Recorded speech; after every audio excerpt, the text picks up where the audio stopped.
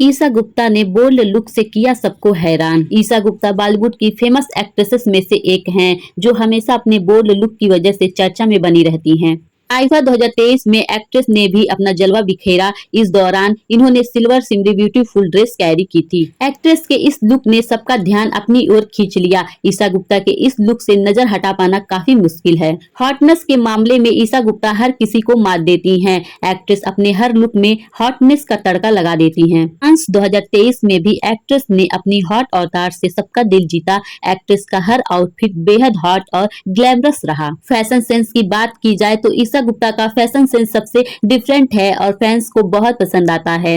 ईशा गुप्ता बॉलीवुड की dusky beauty में से एक हैं। एक्ट्रेस खूबसूरती में भी किसी से कम नहीं है। फैंस फॉलोइंग के मामले में ईशा गुप्ता आगे हैं। इंस्टाग्राम पर उन्हें 14 मिलियन से ज्यादा लोग फॉलो करते हैं। ऐसी ही खबरों के लिए हमारे चैनल को सब्सक्राइब करना ना भूले, साथ ही वीडियो को लाइक जरूर कर दीजिएगा।